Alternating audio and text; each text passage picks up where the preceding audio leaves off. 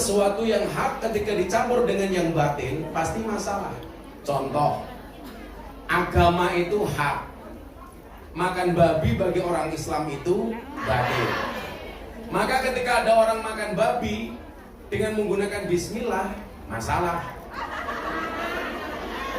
Kenapa? Karena agama itu hak, barang haram itu batil.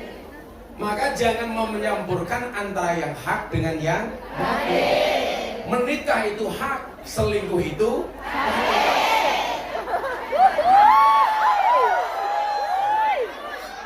Makanya menikahlah, jangan selingkuh. Nek wis kadung pripun? Pertanyaannya yang di depan lah wis kadung pripun. Terlanjur basah, Gus. Dinotis. Sesuatu yang hak di mata Allah itu pasti membawa kebaikan. Sesuatu yang batil pasti membawa kemadharatan. Maka perilaku kita hendaknya ketika kita berada di negeri orang seperti ini adalah tolong pertimbangkan antara manfaat dan madharatnya. Sesuatu yang hak, lanjutkan. Sesuatu yang batil, hentikan. Contoh yang tadi bilang, sudah terlanjur selingkuh bagaimana Gus? Lanjutkan. Hentikan. Apalagi sampai tinggal di Hongkong kumpul kebo. Hati-hati. Kalau kamu kumpul kebo sampai punya anak, namanya gudel.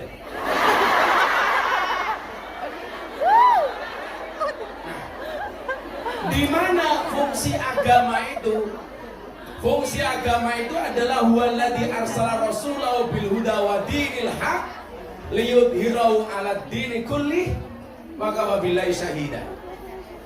Orang ngaji ini tujuannya satu, supaya bisa membedakan yang hak dengan yang batil, yang boleh dan tidak boleh, yang halal dengan yang haram, yang baik dengan yang lain sibuk ngaji, Bu Nuri sibuk ngitung tiket.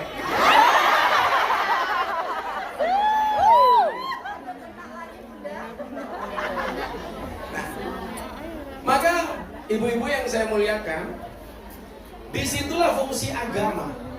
Nah, saya hari ini mau memberikan satu tausiah tentang apa sih sebenarnya yang layak kita minta dari Allah. Karena saya yakin semua orang ini pasti berdoa dan mempunyai cita-cita, betul? Doa apa saja sebenarnya kita bisa minta dari Allah? Gak usah terlalu banyak. Kita akan sampaikan ini. Makanya kenapa saya di Jogja itu sering naik sepeda. Karena orang berdoa itu seperti orang bersepeda. Cepat atau lambat pasti sampai tujuan. Maka teruslah berdoa walaupun doa-doa kamu belum dikabulkan. Tapi ingat, yang suka naik sepeda saya ingatkan, tetap berhati-hati di jalan. Kenapa? Karena jatuh di aspal tidak seindah jatuh di pelukan mantan.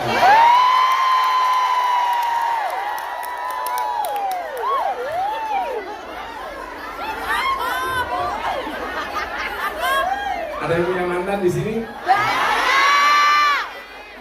Kalau saya tidak pernah menganggap mantan, tapi saya anggap alumni, sehingga bisa reuni. Nah, ibu-ibu sekalian yang saya muliakan, kita sering membaca satu doa yang sering kita sebut sebagai doa selamat. Doa ini sangat komplit, isinya sudah cukup. Maka ketika berdoa, saya lebih cenderung menggunakan doa ini. Yang saya khawatir selama ini Anda membaca doa selamat, tapi secara substansi dan konten Anda tidak paham apa isi dari doa selamat itu. Betul? Betul. Maka jangan sampai kemudian Tony Boster, waton muni dobose danten. Becak tanpa pir, waton jeplak tanpa mikir. Kepakis beli roti, bunuris ngitung bati. Oh.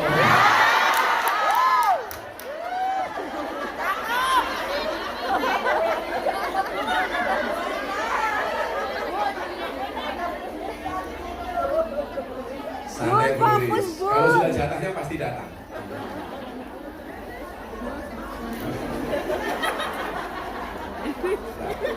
Ngitung apa meneh hari ini. Apa sama? Lah lu ngomong wis takon iki lho. Oh, minta hadiah Fatihah. Assalamualaikum Gus, minta hadiah Fatihah. Haja Siti Rukayah. Kagem temen juangan yang sedang sakit berat di rumah sakit. Oh, Elizabeth Tongko. Kagem Ibu Rukayah Al-Fatihah.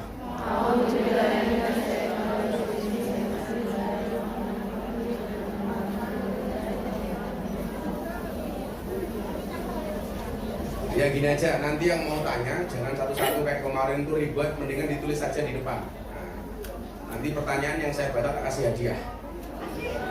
Hati.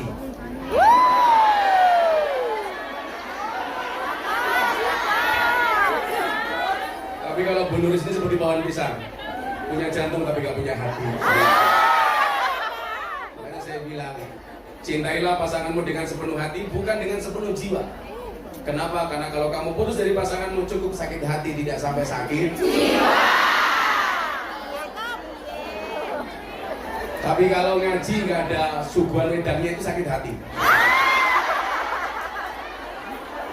Kode tipis-tipis Bun, kode tipis-tipis. Hongkong panas. Hongkong panas, tapi lihat ibu-ibu jadi adem. Tapi bohong. Coba kita baca doa selamat bareng-bareng. Bismillahirrahmanirrahim. Allahumma inna nas'aluka salamatan fid din wa afiatan fil jasadi wa ziyadatan fil ilmi wa barakatan fil rizqi wa taubatan qoblal maut wa rahmatan indal maut wa maghfiratan ba'dal maut. Allahumma hawin alaina fi sakaratil maut wa najata minan nar wal afwa indal hisab. Ini jangan sampai kalau baca doa ini domirnya double. Contoh kalau ibu-ibu di desa itu ada Mbah Mudin, Mbah kau mendoakan orang mati biasanya apa? Allahumma inna nas'aluka salamatan fit dinina. Itu salah. Kalau fit nggak usah pakai na. Kalau fi boleh pakai na. Fi dinina. Tapi kalau fit din. Kalau fi dinina. Nah, coba apa isinya ini? Ada 10 yang kita minta dari satu doa yang namanya doa selamat. Substansinya ada 10 hal. Nah, 10 hal ini kamu baca di Hongkong selama dunia akhirat. Saya doakan mudah-mudahan yang datang siang hari ini, pagi hari ini, 1 dipanjangkan umurnya, 2 dimudahkan rezekinya, sehat badannya, bahagia hatinya, pulang lunas hutangnya. Caranya bagaimana? Dibayar. Maka hari ini yang minta doa saya doakan, yang minta maaf saya maafkan, yang minta THR saya minta maaf.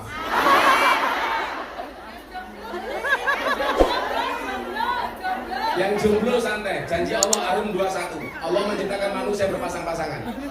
Itu artinya kalau kamu tidak punya pasangan jelas kamu bukan manusia.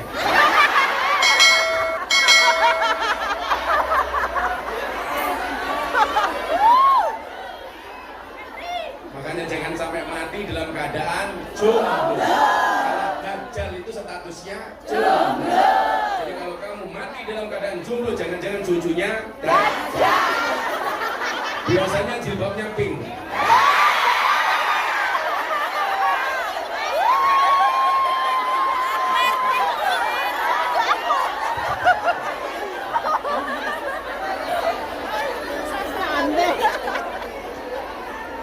Sepuluh hal yang kita dapatkan dari doa selamat.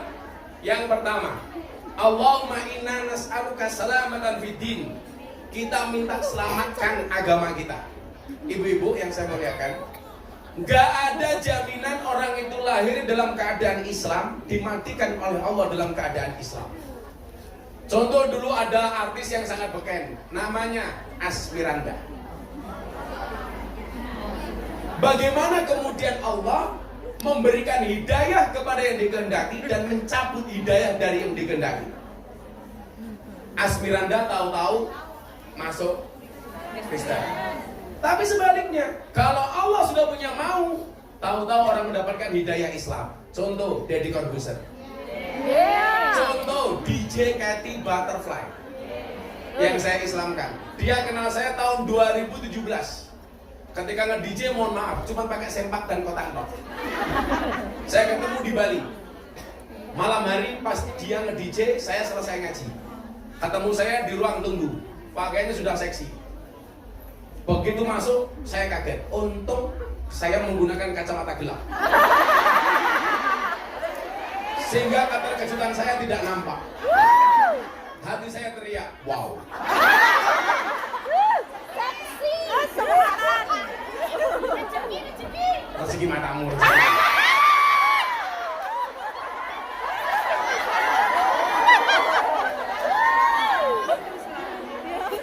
Pertemuan itu si DJ Katy bilang sama saya itu kalau pulang nge-DJ, Gus, setiap kali pulang ke kos-kosan, ke kamar saya dengar suara merdu dari masjid. Itu suara apa?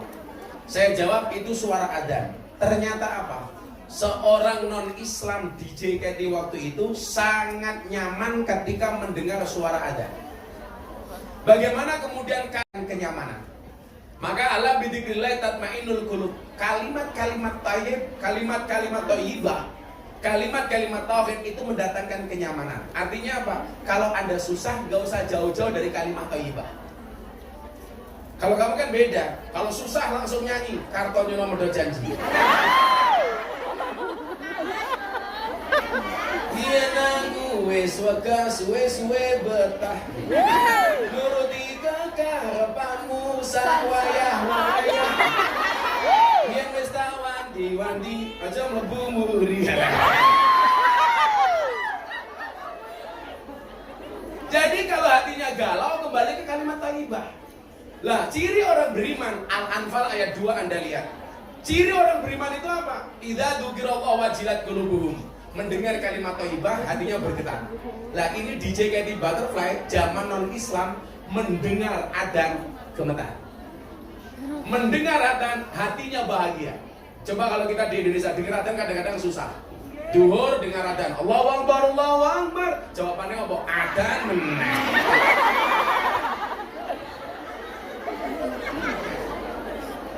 Maka apa? Tidak ada yang bisa menjamin orang lahir dalam keadaan Islam, mati dalam keadaan Islam. Apalagi Anda tinggal di Hong Kong. Ini tantangan imanmu itu jauh lebih berat. Maka saya yakin orang berislam dan beragama di Hong Kong itu pahalanya jauh lebih besar dibandingkan di Indonesia. Karena tantangannya lebih besar. Mau sholat dihardik sama majikan. Mau sholat suruh masak babi. Mau sholat gak ada tempat, sembunyi-sembunyi di toilet. Betul? Tantangannya lebih besar. Artinya apa? Begitu Anda di sini berjuang mempertahankan agamamu, itulah jihad. Bukan teriak-teriak tutup rumah makan di bulan Ramadan. Itu bukan jihad. Tapi pengen makan gak kelakon.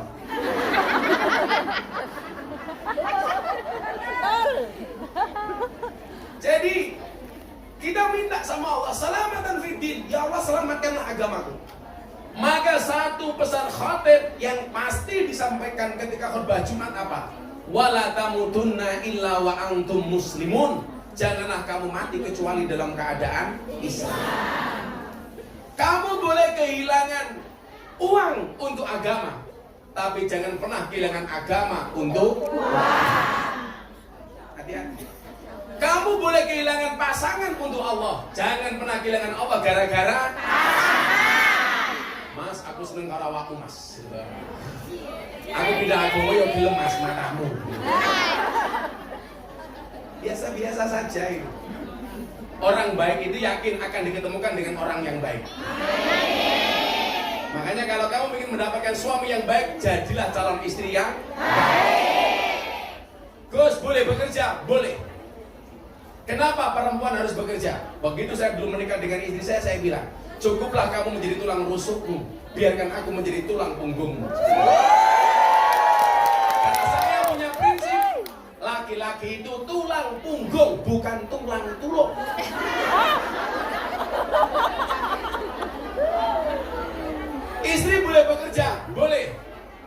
Kenapa istri harus bekerja? Karena suami itu hanya titipan. Kalau tidak diambil Allah, minimal diambil mantan. Makanya kamu di Hongkong cantik, nanti pulang ketemu suamimu harus jauh lebih cantik. Tetaplah make up dan dandan walaupun kamu sudah punya pasangan. Kenapa? Karena pelakor di luar sana lebih menakutkan daripada hantu kuburan. Kalau ketemu Gus Miftah alisnya gede gede. Dia alis apa balengan.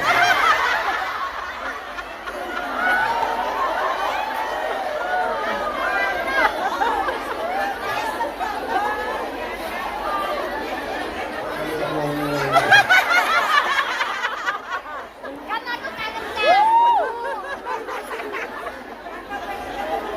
Jam 4 sudah bangun. Jam 3 sudah bangun. Jam 6 sudah sampai sini. Sampai dia kalau sarapan. Demi kamu.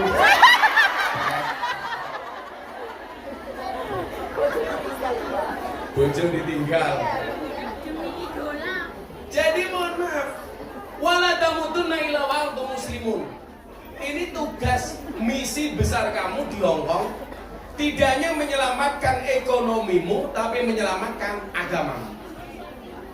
Maka saya sangat sayangkan kalau orang pindah agama hanya gara-gara faktor ekonomi, karena gara-gara faktor jatuh cinta dan lain sebagainya. Saya itu orang yang dikasih mudah oleh Allah, sampai hari ini sudah ratusan orang masuk Islam melalui Gus Miftah. 3 bulan yang lalu saya pengajian di Taiwan, masuk panggung 30 menit ada 5 orang mu'alaf. Setiap pengajian di pondok pasti ada yang menyatakan masuk Islam, dari luar maupun dari Indonesia. Saya dulu ceramah di gereja, satu keluarga dari Amerika masuk Islam, satu keluarga dari Belanda masuk Islam. Sementara orang non-Islam senang dengan ceramah saya masuk Islam. Di Indonesia saya dikafir-kafirkan. Sabar. Miftah kafir. Saya jawab, tidak masalah, sahabat kena.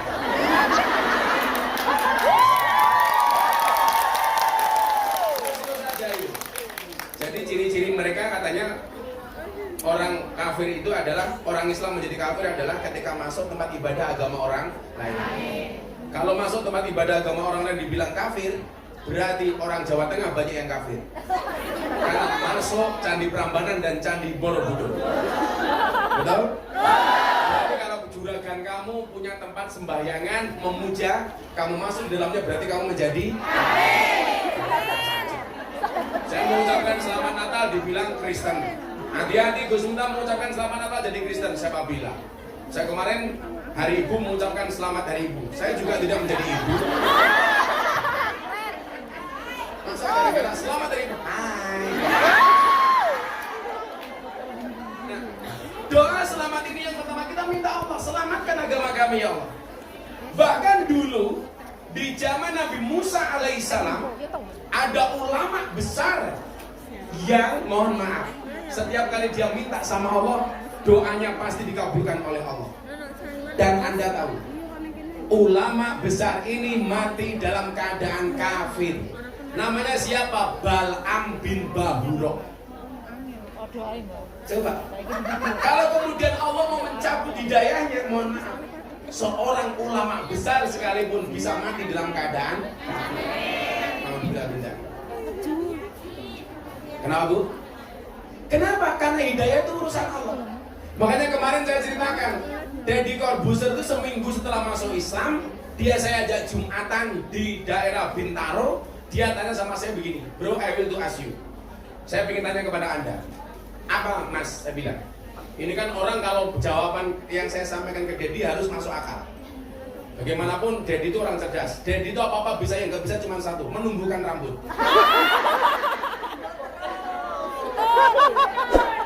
Makanya kemarin dia mana-mana saya tawarin jadi bintang iklan. Sampo. Mata lu peyang. Apa Bu? Gak diajak, kamu gak kuat bayar ya. Gue malah dulu mau dilatih.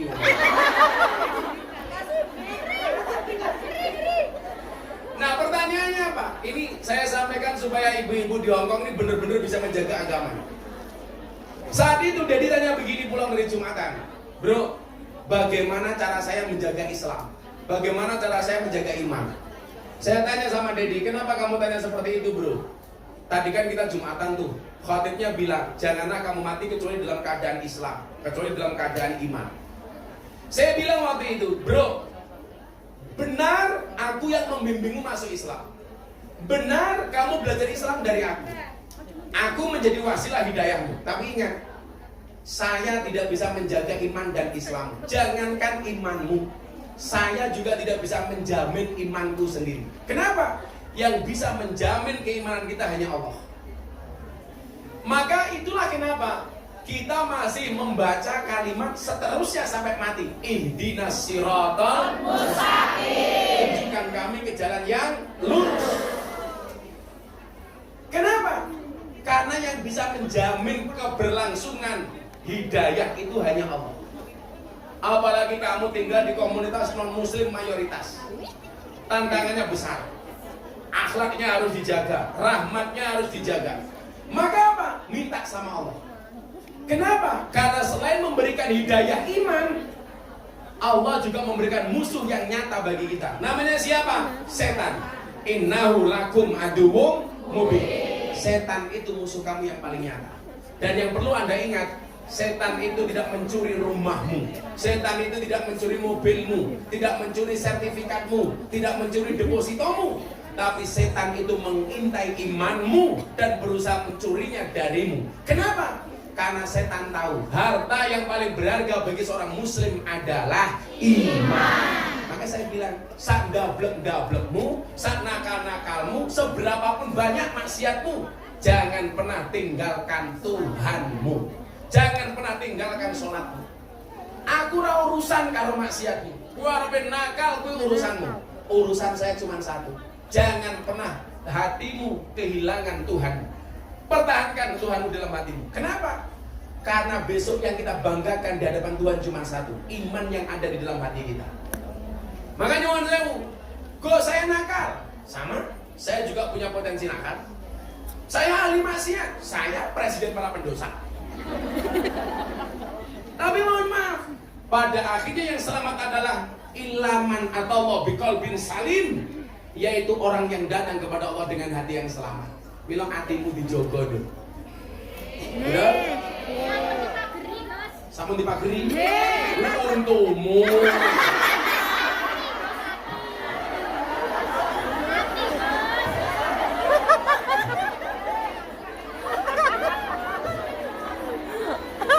Iya lah, kamu itu saya kira untuk bawa dipageri. Pantesan kawan jemuran di pondok saya hilang. Udah tanya sama saya, "Bah, boleh nggak saya pasang kawat gigi?" Nggak boleh. Kenapa, Bah? Bahaya. Kalau sampai kamu pakai kawat gigi, tak cipok nyantol sama gigi.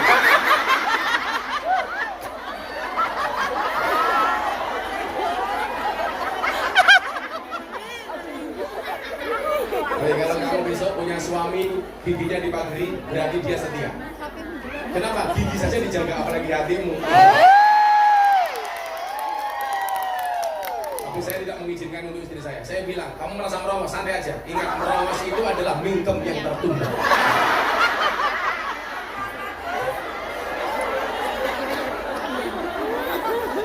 Ada peribahasanya. Apa peribahasanya? Merongosong berbunyi nyari.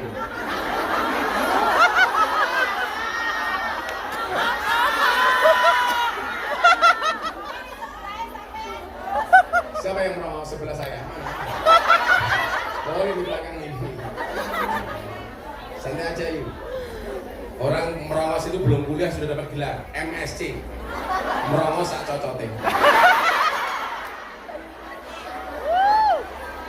Maka doa selamat itu yang pertama minta oleh Allah kepada Allah diselamatkan agamanya. Maka tolong ini mbak-mbak, ibu-ibu semuanya dihafalkan doa ini. Kemudian yang kedua apa isinya?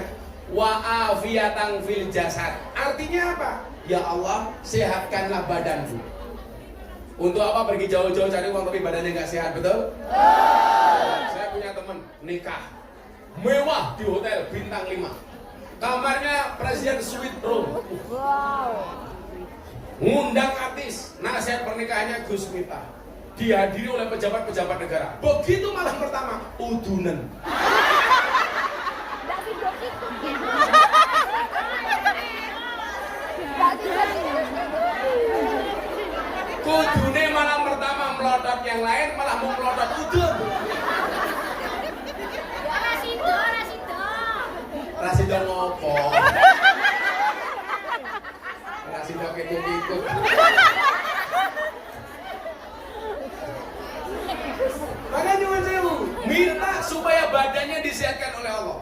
Saya itu bahagia banget, kenapa? Saya itu punya pengawal, punya ajudan itu 3. 2 Brimob, 1 Kopassus. Itu mohon maaf, saya pengajian tiap hari, ini yang sakit gantian. Karena capek ngawal saya ngaji. Saya yang dikawal malah nggak pernah sakit. Saya ditanya, "Bah, kok bisa?" "Iya." "Apa rahasianya?" Saya bilang, "Coba Anda ingat, hati yang bahagia itu adalah obat." Makanya kenapa pengajian ini saya buat bahagia? Obat. Hatimu diobati, matamu delok kiai ganteng.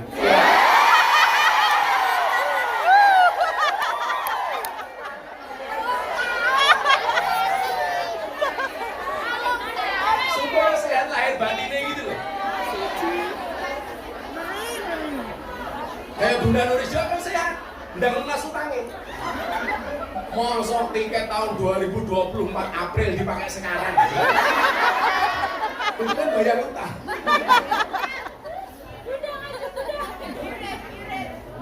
Maka wa'afiatan fil jasad. Untuk apa artinya uang banyak kalau badannya nggak sehat, betul? Saya dulu zaman kuliah, Bu, zaman saya miskin banget ketika menikah awal itu. Saya punya teman 1 bulan waktu itu penghasilannya 500 juta. Saya bilang ini pasti hidupnya indah. Coba kalau Anda bayangkan, kalau 1 bulan penghasilannya 500 juta, orang mau apapun keturutan. Pengen nambah rumah, kelakon. Pengen tuku mobil, kelakon. Nambah bojo, jadi Mbak nih, aku jadi ketiga mau. Ngeri,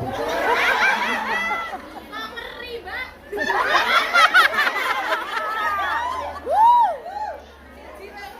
Mbak, semua orang itu punya ujian dan tantangan masing-masing. Mungkin ada di antara kita punya ujian keluarga, berangkat ke Hongkong mergo bojone bosok, betul ada. Kamu ya tak kali ya.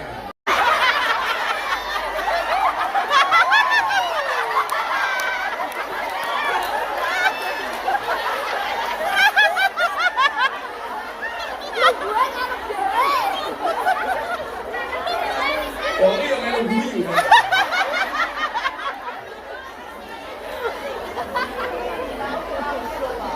Sing jilbab ijo iki insyaallah. Luwih parah.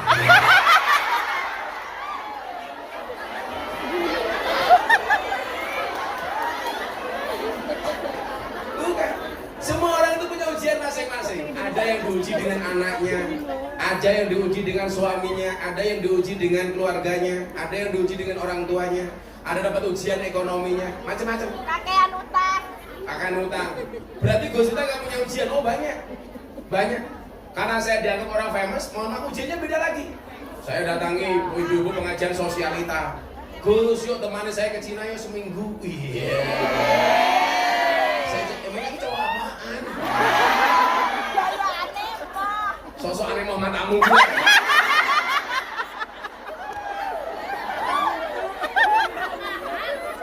Jual mahal dong. Artinya apa? Bahwa kemudian semua orang itu diuji oleh Allah. Dan saya yakin banyak di antara kita yang diuji ekonomi. Begitu ekonominya baik, itu ujiannya beda. Kadang-kadang apa? Kesehatannya. Maka ketika mudah mencari uang mengabaikan kesehatannya, begitu mendapatkan uang habis untuk mencukupi kesehatannya. Makanya harus berimbang. Makanya kenapa saya itu menerapkan pola, apa yang saya terima harus kembali saya kasih. Maka bahasanya terima kasih. Ternyata apa? Kembali kita kasih, itu bagian dari menjaga kesehatan. Kenapa? Karena sodako itu tudfaul bala. Makanya mohon maaf, banyak orang kaya itu badannya sakit-sakitan karena dia lupa mau menerima, nggak mau ngasih. Hati-hati. Makanya kamu di sini yang mungkin penghasilanmu lebih banyak daripada orang yang ada di Indonesia, mohon maaf, ngasihnya juga harus lebih banyak. Makanya kemarin saya bilang teorinya apa? Kalau Allah memperbanyak rezekimu, memperbanyak uangmu, maka yang perlu kamu rubah bukan gaya hidupmu, tapi tambahlah sedekahmu. Kemarin saya bilang, kalau ada kota infak, ini datang hari ini, kamu punya $1 sama $100, kira-kira yang dimasukkan 1 atau $100? 1. Berarti rezekimu levelnya hanya 1. Berapa, Bu? 100. Yang dirubah itu bukan gaya hidupnya, tapi apa? Pola sedekahnya. Coba, kamu masih miskin, mohon maaf. Punya uang 1.000, sedekah 500. Biasanya berat apa enggak? Tidak. Tapi lucunya apa? Begitu punya uang 10 juta, diminta 5 juta. Berat apa enggak? Berat. Orang punya degan dua toh, diminta temannya 1. Dikasih apa enggak? Dikasih. Begitu punya mobil 2, diminta mobil 1. Boleh apa enggak? Ya,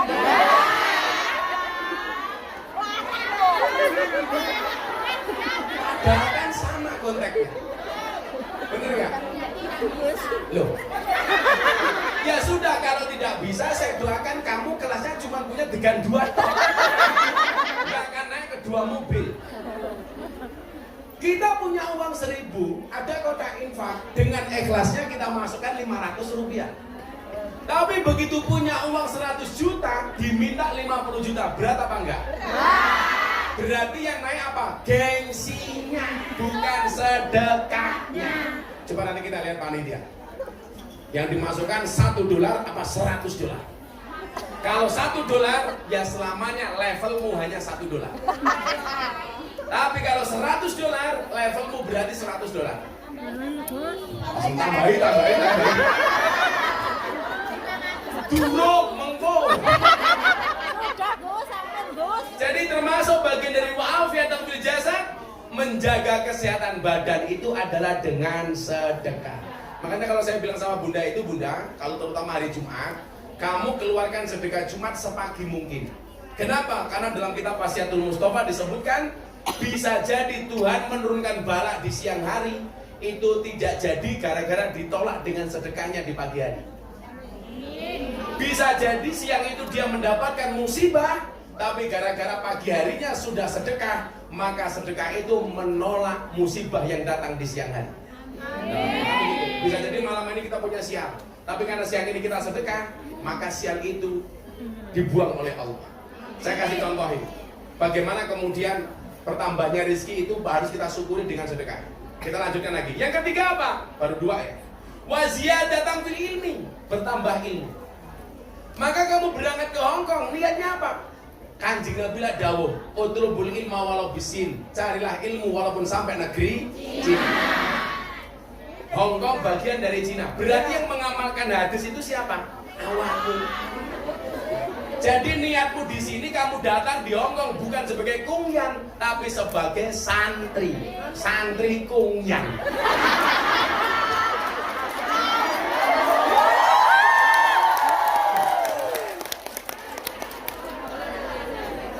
Wah, ini ngomong apa? Mondok. Sebagai apa? Santri. Santri itu kan pemahamannya apa? San itu insan, tri yang memiliki 3 hal. Islam, iman, ihsan. Ketika kamu di Hong Kong mempertahankan Islam, iman, ihsan, berarti kamu santri. Pondok kungyan.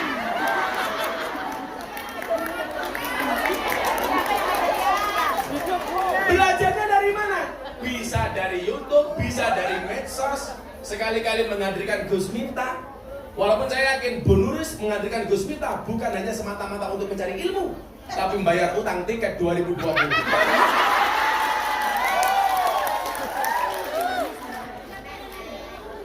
Makanya pinter, sing jojo-joi anakku, ayo neng Meka ikut. Itu suap. Bertambahnya ilmu. Maka mbak-mbak, Anda berdakwah itu tidak harus seperti Gus Miftah yang setiap hari meninggalkan rumah dari satu panggung ke panggung yang lainnya. Anda bisa berdakwah menggunakan HP, posting yang bagus-bagus, menggunakan TikTok. Orang kok TikTok yang pargo.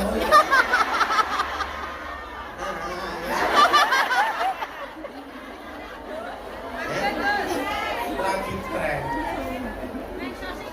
Coba gini, beneris. Ini yang hadir, tak kasih lomba bikin konten di TikTok. Nah, nanti 5 terbaik tak kasih hadiah melalui Bu Nuris.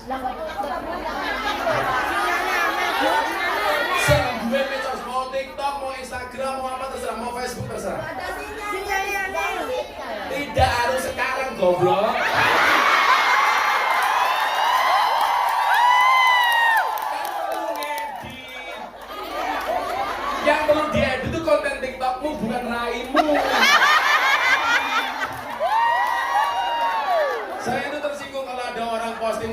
diedit cakep-cakep.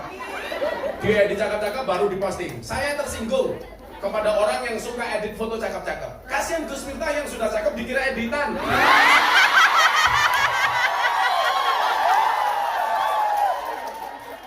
Kamu nanti pulang, bikin edit yang bagus, kamu posting. Hasil postingannya kamu kirim ke Bu Nurul, saya nilai. Tak kasih aja. Temanya apa?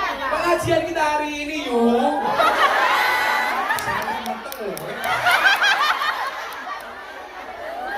Aja nesu-nesu lah. Aja nesu-nesu, anak gue Samsudin nih.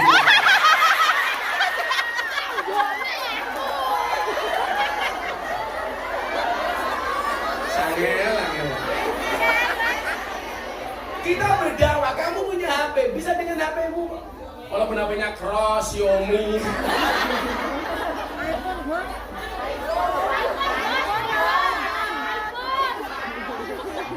Nantinya apa? Dakwah di medsos. Dengan konten-konten itu, sehingga apa? Bertambah ilmumu. Syiarkan agama Islam dengan sesuatu yang menyenangkan melalui medsosmu. Itu baru keren. Posting. Oh ini Maryam melu meneh. Tulis Maryam melu meneh gitu. Maryam. Wis rabi pengen telu meh pengen papat jenenge. Rezeki. Oh segi matamu rezeki.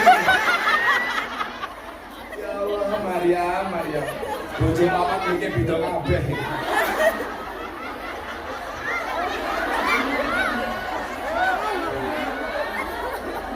Wasiyadatan fil ilmi, bertambahnya ilmu. Kita berharap siang hari ini seolah bertambah ilmunya. Amin.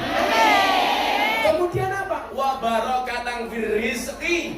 Kita minta berkah rezekinya. Amin. Salah satu ciri berkah itu apa? Berkah itu maknanya adalah ziyadatul khair. Bertambahnya nilai kebaikan. Jadi kalau kamu gajimu di sini tinggi, itu bisa dikatakan berkah manakala dengan gajimu ada kebaikan di dalamnya. Kemudian yang kedua apa? Ziyadatus sa'adah. Tambah rizki, tambah kebahagiaannya. Kalau tambah rizki kamu tambah galaunya, berarti rezekimu nggak berkah. Kalau kamu tambah rezeki tambah maksiatnya, hati-hati. Bisa jadi rezekimu tidak berkah. Cirinya apa? Kalau untuk kepentingan maksiat tidak eman-eman, tapi kalau untuk kepentingan agama, eman. Hati-hati. Punya uang sebagai janda, malah ngopeni lanangan. Iya.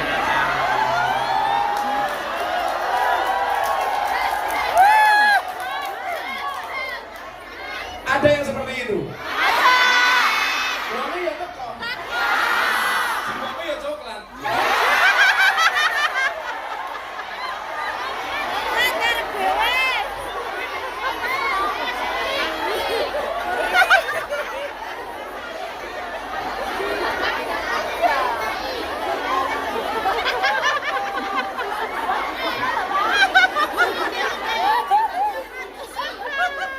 Bahaya belum, sumpah aku orang.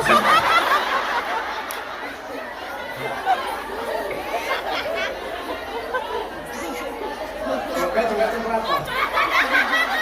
Sing lemu ra trimo, aku ya coklat. Santai mawon yo sing gelem awakmu sapa?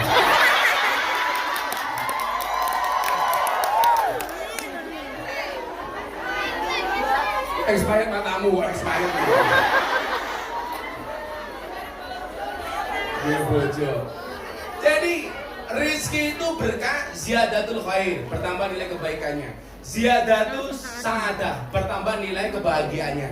Kemudian ziyadatul mahabbah, bertambah nilai cintanya. Semakin kamu punya uang, hatinya semakin punya rasa cinta dan kasih sayang. Itu ciri-ciri hartamu berkah. Setiap kali ada orang miskin, kita lihat mau memberi, itulah berkah. Semakin banyak uangnya, semakin banyak memberinya, itulah sedekah. Makanya kemarin saya sampaikan, saya punya dua prinsip. Kalau untuk urusan pribadi, saya punya prinsip enough is enough. Kita harus mengenal kata cukup. Tapi kalau untuk kepentingan, kebaikan, kemaslahatan, prinsipnya apa? More and more. Selalu tambah dan tambah. Makanya saya doakan Anda semuanya menjadi orang kaya. Tujuannya apa? Tujuannya supaya bisa lebih banyak memberinya. Amin. Makanya mohon maaf, saya tadi bilang soal sedekah itu nolak balak. Saya kasih cerita satu. di zaman Nabi Sulaiman alaihissalam. Nabi Sulaiman itu kan nabi yang ditakdir oleh Allah bisa berbicara dengan binatang. Kalau saya dikit tahu lah. Desa binatang saya tahu. Suarane kucing gimana Mbak? Suarane asu? Suarane wedhus? Suarane boyok?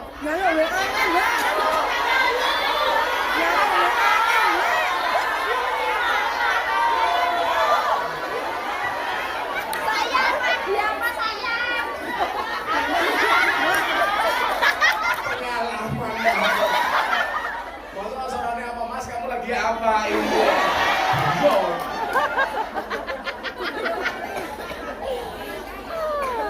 Sayang gitu. Oh, suaranya boyo itu adalah bojomu adalah semangatku. Itu boyo. Makanya saya itu senengnya apa? Dulu bokong-bokong truk itu rata-rata bahasanya gambarnya cewek cantik, seksi, kemudian quote-nya bojomu adalah semangatku, ayu adine, wah, kutunggu jandamu. Sekarang di Indonesia, mohon maaf, gambar-gambar seksi itu di bokong truk kalah sama gambarnya Gus Dur. Nggak menarik lagi. Nah, zaman Nabi Sulaiman itu ada orang miskin kuadrat, miskin banget, miskin kuadrat. Kuadrat pinter. Kuadrat pitu. Kere banget. Akhirnya apa? Dia punya rumah yang di halaman rumah kecil itu ada pohon tinggi.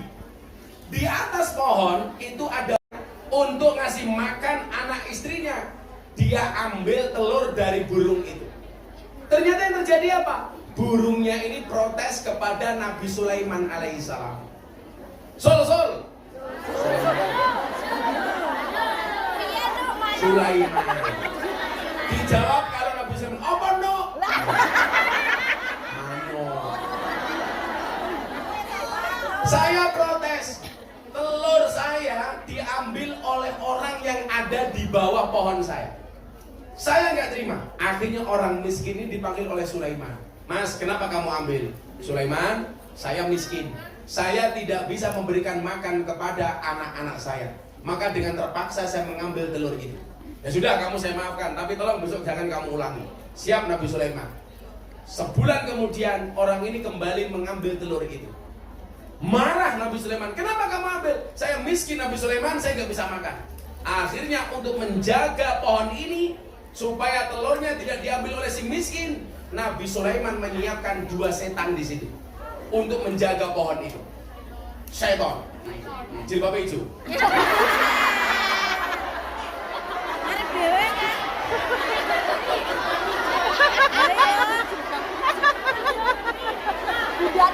Lah orang aku ngomong setan aku malah jawab.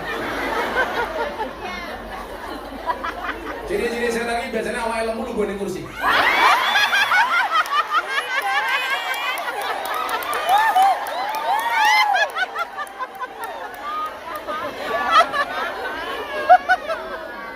Oh, asam urat.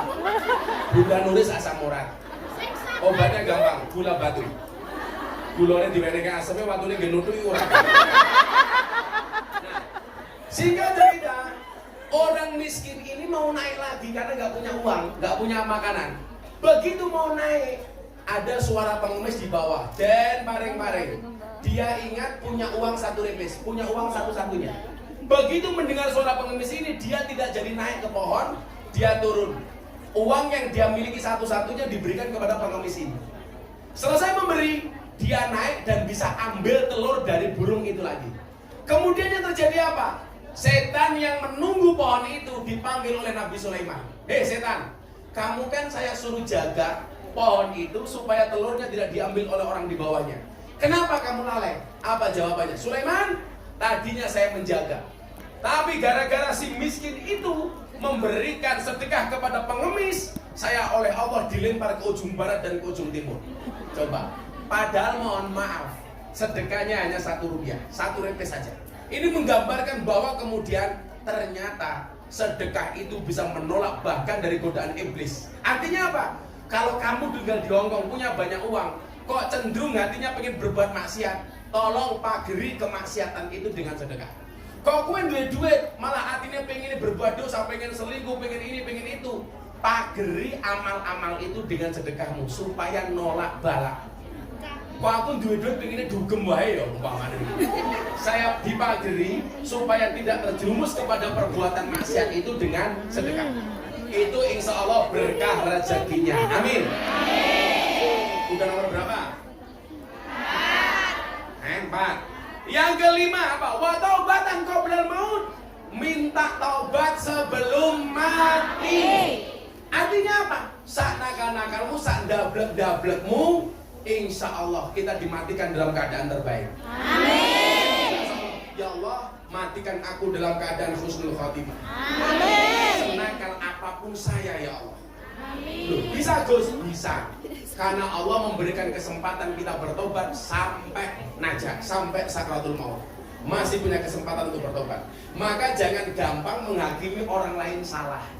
Karena bisa jadi sebelum mati kesalahannya diampuni oleh Allah, betul? Jangan hakimi orang yang berbuat dosa, karena bisa jadi dosanya diampuni oleh Allah sebelum dia mati. Maka Imam Ali mengatakan apa? Jangan pernah mengatakan seorang itu berbuat dosa. Ketika malam harinya kamu ketemu dengan ahli maksiat, jangan katakan ketika ketemu keesokan harinya dia ahli maksiat. Karena bisa jadi malam itu maksiatnya diampuni oleh Allah, sementara mata kamu tidak pernah melihat. Makanya nyuwun sewu kita jaga. Ada orang berjalan kungyan sama cowok, oh kamu mesti selingkuh. Padahal enggak, yang dosa siapa? Kamu. Oh, fitnah.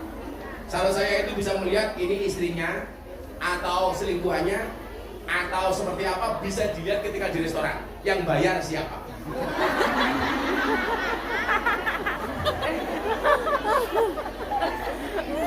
Masuk restoran, yang bayar perempuan itu pasti pasangan suami istri. Karena biasanya yang pegang uang itu adalah istri. Dan saya sepakat keuangan rumah tangga dipegang oleh istri. Kenapa? Karena kalau dipegang oleh suami berpotensi untuk membahagiakan istri lainnya.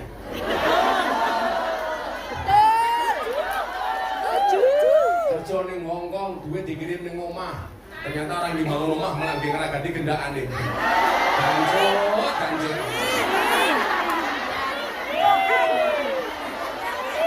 Banyak kayak gitu. Kejadian di Ponorogo, rumah dihancurkan gara-gara suaminya selingkuh. Tahu? Harga diri itu terluka, Mas. Ini gue tonggoku, Gus. Tonggoku apa bojomu? Ponorogo. Banyak kasus seperti itu, naudzubillah min dzalik. Makanya apa? Minta rezeki yang berkah. Minta tobat sebelum mati. Dan kemudian yang selanjutnya apa? Rahmat sebelum mati. Kita rahmat waktu mati. Siapa itu orang yang dirahmati waktu mati? Orang yang mampu mengucapkan mangkola akhiruhu la ilaha illallah Muhammadur Rasulullah. Gus, aku tak latihan saiki, orang yang melatih. Latihannya adalah dengan iman dan takwa. Walaupun kamu hari ini gak pernah sholat, tapi membaca la ilaha illallah, besok bisa jadi mulut kamu menjadi keluh. Tapi kalau kamu banyak amal soleh, gak usah latihan saja. Yang penting banyak baca kalimat thayyibah. Besok mau mati gampang mengucapkan kalimat Allah. Makanya Nabi Muhammad itu keren. La ilaha illallah gak bisa, cukup illallah. Masih berat, Allah. Masih berat, hu. Hu itu artinya huwa. Huwa siapa? Dia, Allah. Makanya kalau laki nu mau takum biqauli la ilaha illallah, kalau ada orang mati, kamu tunggui. Bah, la ilaha illallah. Si mbah mau boleh disingkat Mbah illallah. Si mbahnya belum bisa, disingkat lagi Mbah Allah. Tetap nggak bisa Mbah.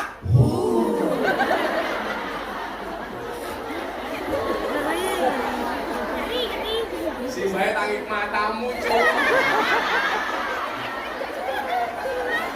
Matinya tertunda.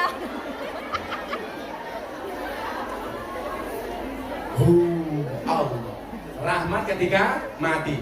Kemudian apa? Wa maghfiratan ba'dal maut. Dapat ampunan sesudah mati. Makanya kalau punya orang tua hari ini yang sudah meninggal, mbak-mbak tolong banyak membaca doa istighfar untuk orang tuanya. Robbi firli wali walidayya warahmah kama rabbayani shaghira. Ternyata apa? Setiap istighfar dan doa itu dibaca, malaikat penyiksa kubur itu menghentikan siksaannya.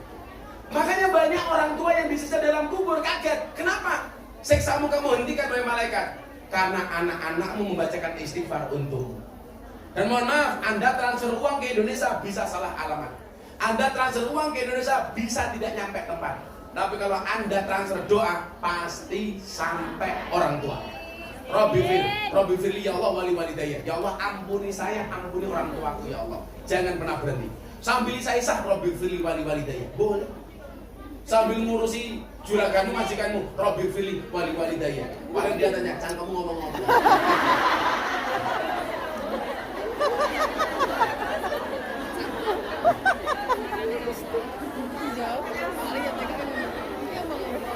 Kita apa cangkemmu? Ini bahasa apa ya? Ampunilah dosa-dosaku, bahasa Allahnya apa? Ayo.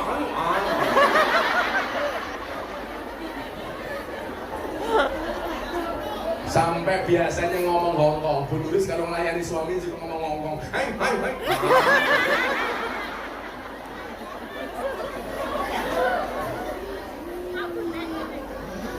Ampunan sesudah mati. Siapa orang yang akan dimintakan ampunan oleh orang yang hidup ketika dia sudah mati? Yaitu orang-orang yang biasa ketika hidup memintakan ampunan kepada yang mati. Jadilah ana wong mati mau dongake, sesuk kowe mati gantian didongake. Lah ana wong mati kowe ra gelem dongake, sesuk ora mati kowe ra ono sing dongake. Gampang saja. Ayo siap-siap pertanyaannya. Kok panas banget ya? Masih mati. Bos, minum dulu, bos. Minum dulu. Minum. Bos. Oh, ternyata panasnya mergo Bu Nuris marah-marah. Sudah.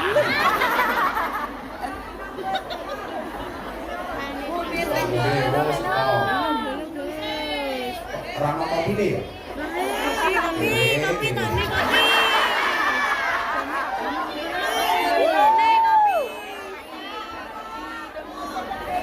Sedotannya muter-muter kayak bucu.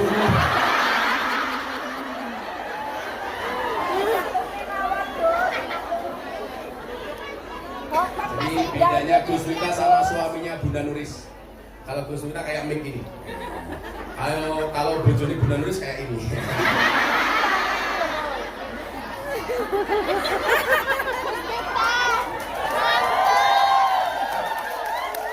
Sedotane. Aduh. Otakku kadung traveling, Bos. Siapkan pertanyaannya, orang tua lagi. Pertanyaan. Susah banget. Satu pertanyaan $100 ya.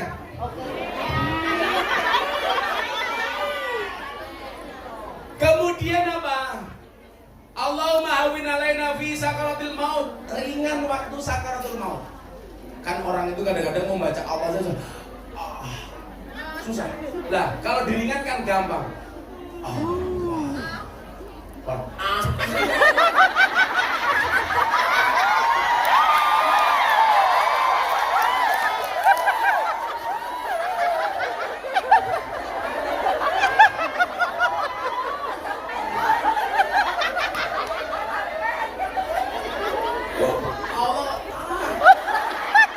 Ingat, hanya ada dua hal yang bisa membuat saya satu kopi, dua istri.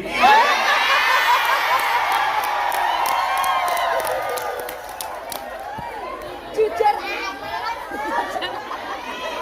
Masa tidak kuliah? Sana sing jomblo. Ya jomblo ya hanya kopi saja. Kenapa Bu? Berdiri. Ibu-ibu lebih suka saya duduk apa berdiri? Itulah perempuan.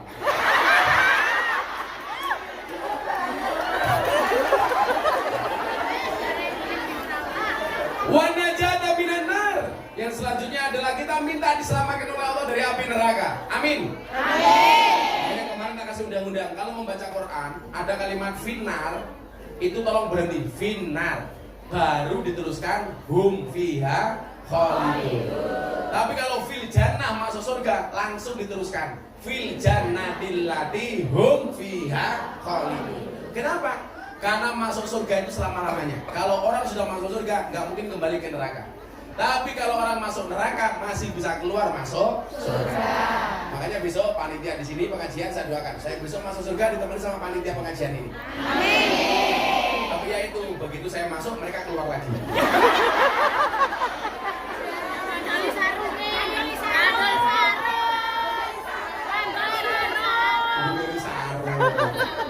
Sarung saya mahal. Apalagi ilmunya.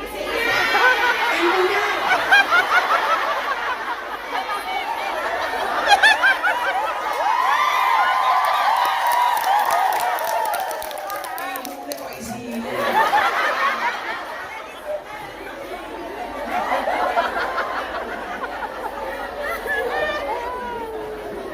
Mengatakan isinya apa? Gajah duduk.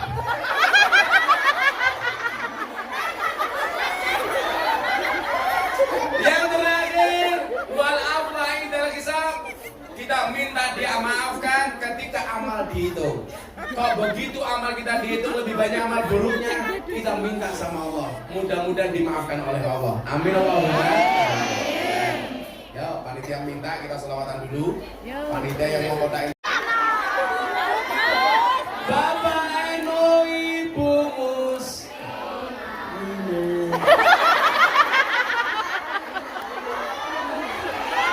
Sesuai dengan doa kita, saya membaca selawat ini. Bapak anu ibu muslimah, kakang ansor, adik fataya, talilane saben malam Jumat, mulai talilan padha gawa.